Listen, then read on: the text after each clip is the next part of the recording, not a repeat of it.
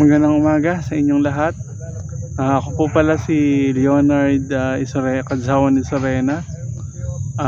Stroke survivor. Ni-stroke po ako last June 26.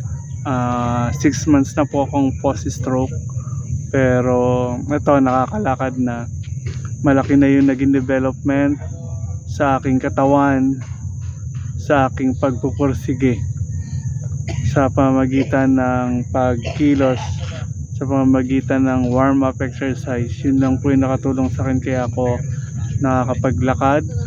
Hindi katulad nung first month of attack ko, talagang zero movement. Talaga parang patay yung left side ng katawan ko. So bilang isang stroke survivor, sa aking experience, talaga nakakatakot yung mga struggle ng mga katulad ko.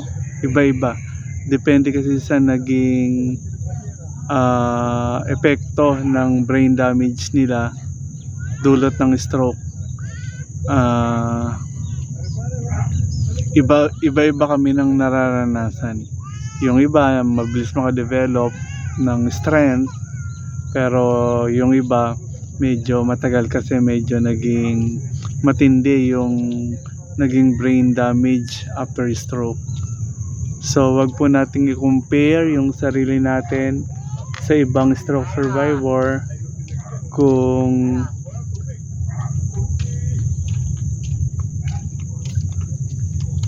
naging mabilis yung development nila.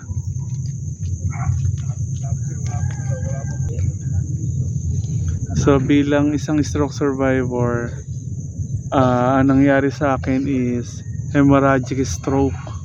May pumutok na litid or ugat sa right side ng aking brain, at ang naapektuhan is yung left side ko. From head to foot, talagang matindi yung pamamanhid and numbness niya. Walang oras na pinipili, bigla na lang tumitindi yung pamamanhid nito. Pero sa awa ng Diyos, eto na ako ngayon. Kung i-rate ko yung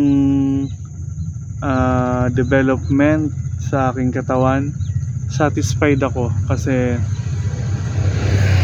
from zero movement, talagang nakakalakad na ako. Nung una with cane, nung una sinubukang upo tayo, kung paano tumayo sa pagkakahiga sa higaan, kung paano tumayo at umupo. Then nung nag-gain ko yon, sinubukan ko namang lumakad step by step ng may cane support. At nung naging stable yung paglalakad ko ng may cane support, sinubukan ko naman na maglakad without cane support. Basta hindi siya madali, nakakatakot. Kasi yung weak side ng katawan natin, hindi natin kontrolado. So kahit ako hanggang ngayon, yung weak side ko is yung left side. Talagang yung kapag nagalaw ako, yung bigat ng katawan ko nandito sa right side. Parang natatakot pa akong bigyan ng bigat yung weak side ko, kasi baka bigla akong mabuwal. Ginagawa ko, inuunti-unti ko siyang bigyan ng bigat para maalala ng brain ko na kaya nitong left side ko na suportahan yung bigat na ibinibigay ko sa kanya. Pero to be honest, hanggang ngayon natatakot akong bigyan siya ng bigat. Inuunti-unti ko lang, pero hopefully soon babalik siya sa normal na balance na yung bigat na binibigay ko sa right side at saka sa left side. So yon mga ka-stroke, to be honest, wala naman talagang gamot sa sakit natin.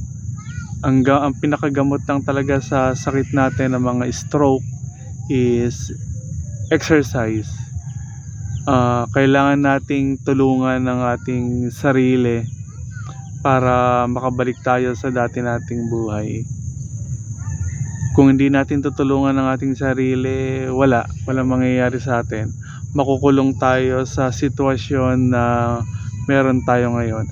So kailangan mong kumilos, kailangan mong igalaw yung katawan mo para makalabas ka sa mundong ito.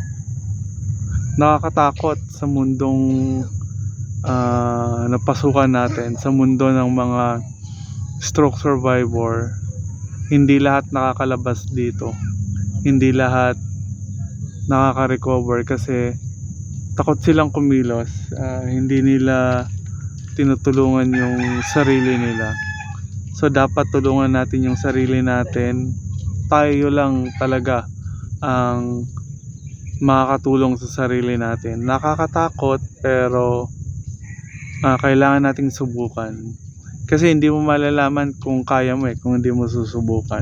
Make it sure lang na sa bawat pagsubok na gagawin mo, laging sigurado yung bawat kilos na gagawin mo. Make it sure na stable yung bawat galaw na gagawin mo para iwas disgrasya or aksidente. Kasi kapag na-aksidente tayo sa ginagawa nating movement, dagdag pahirap pa yun. At baka mas lalong lumala pa yung ating situation. So dapat subukang kumilos pero mag-iingat. Huwag matakot subukan, kasi doon lang tayo makakalabas at makakabalik sa dati nating buhay, sa mahal natin sa buhay, sa pamilya natin at sa taong mahal natin.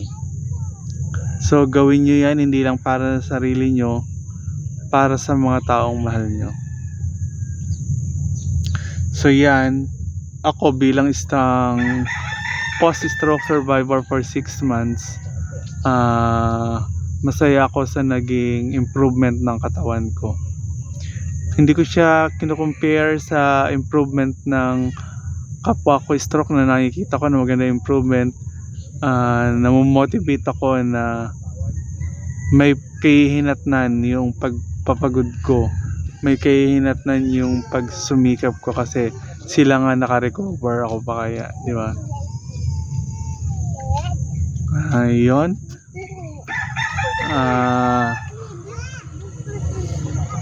Sana supportahan nyo ko sa aking YouTube journey. Kung mapapanood nyo ang video na to sa YouTube, ipagpapasalamat ko po sa inyo kung mag-subscribe kayo sa aking YouTube account. Ginawa ko ito para ma-inspire yung mga kapwa ko stroke survivor na may buhay pa, may pag-asa pa after stroke. Basta tulungan lang natin yung ating sarili. At proven na yan, maraming stroke survivor ang nakabalik sa dati nilang lakas, nakabalik sa dati nilang buhay dahil tinulungan nila yung sarili nila. Wala namang specific na gamot na inumin mo siya makaka-gain ka na ng strength, inumin mo siya makakalakad ka na ng ganito, inumin mo siya may gagalaw mo na yung paralisado mo. Wala ang pinakagamot lang talaga sa epekto ng stroke na nangyari sa atin is tulungan natin yung sarili natin. Pilitin nating i-connect yung katawan natin sa brain natin. Yon mga ka-stroke, share natin yung journey natin para maka-inspire tayo ng kapwa natin stroke survivor.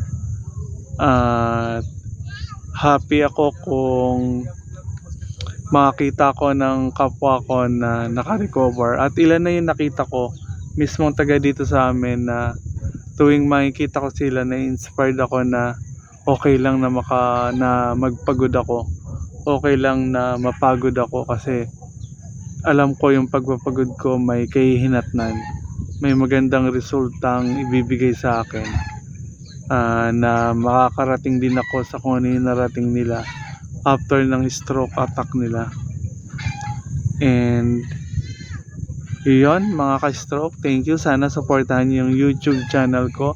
Please like, comment and subscribe. Ngayon pa lang, maraming salamat po. At magandang umaga sa inyong lahat. I think kailangan ko ng maglakad pabalik ng bahay at medyo masakit na sa balat yung init ng araw. So, tara mga ka-stroke.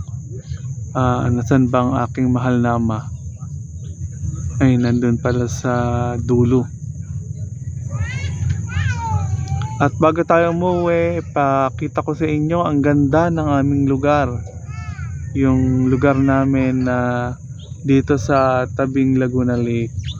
Para lang makita nyo kung bakit dito ako nag-exercise, kasi peaceful dito. Napakaganda. Pakita ko sa inyo.